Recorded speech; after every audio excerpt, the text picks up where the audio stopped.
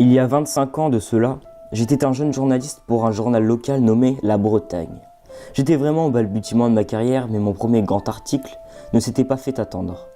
En effet, celui-ci parlait d'un tueur en série qui avait détourné un bus scolaire qui avait à son bord 19 adolescents, un chauffeur et 2 professeurs. Après avoir tué les adultes, le tueur en série Raymond Pierre avait emmené les ados dans sa maison de campagne où il avait mis en place de quoi les garder captifs, tout en pouvant s'abandonner complètement à ses pulsions meurtrières. Il n'y a eu que 2 survivants à ce massacre. Je vous partage mon article à l'écran pour que vous puissiez prendre connaissance de l'affaire. 17 cadavres, 17 jours de calvaire. C'était un vrai miracle que cette Laura ait pu tenir et avoir eu le courage de se révolter au bout de tant de temps. Surtout que selon la police, les tortures infligées aux adolescents étaient encore plus perverses que ceux que Raymond Pierre avait l'habitude de faire.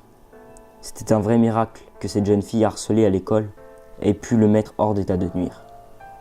Il y a 25 ans que cela s'est passé. Depuis, j'ai écrit beaucoup d'articles, mais aucun ne surpasse celui-ci en termes d'horreur.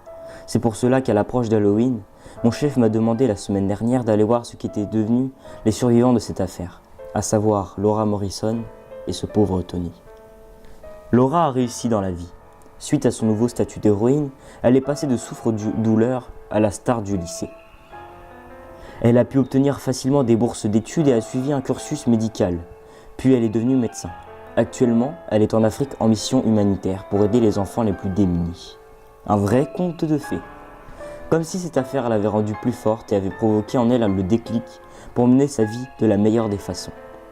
Je suis allé voir Tony. La première fois, je n'ai pas pu le rencontrer. Ses parents m'avaient informé qu'il avait une maladie incurable et qu'il n'allait pas bien en ce moment. Je n'ai pas pu m'empêcher de plaindre ce garçon, réduit dans la fleur de l'âge à l'état de légume par un tueur en série, et ensuite contracté une maladie mortelle et incurable. À l'inverse de Laura, cette affaire avait gâché sa vie de la plus cruelle des manières. Même s'il était un des harceleurs les plus zélés de Laura, il ne méritait cela en aucun cas. Ses parents m'ont contacté hier, m'annonçant qu'il n'y en avait plus pour longtemps et que son agonie allait bientôt se terminer.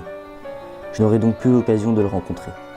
J'y suis donc allé, et au chevet de son lit, il a prononcé ses premiers mots en 25 ans de silence, tout juste avant de rendre l'âme. Ces mots résonnent encore en moi, donnant naissance à un terrible frisson me parcourant tout le corps. Des mots qui donnent une toute autre vue sur une affaire datant de 1990. Elle a eu le tueur, le premier jour.